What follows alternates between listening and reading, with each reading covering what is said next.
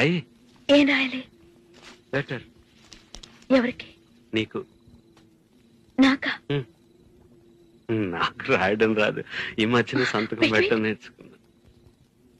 నాకు నువ్వు రాసే ఉత్తరం నేను రాసి నాకు చదివి వినిపించి తర్వాత నువ్వు చదువుకో. I like it. చెప్పు.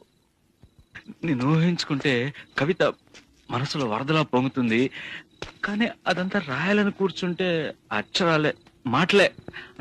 ఊహలన్నీ పాటలే కనుల తోటలో, అదే తొలి కలల కవితలే మాట మాటలో. అదే బ్రహ్మాండం. కవిత కవిత పాడు.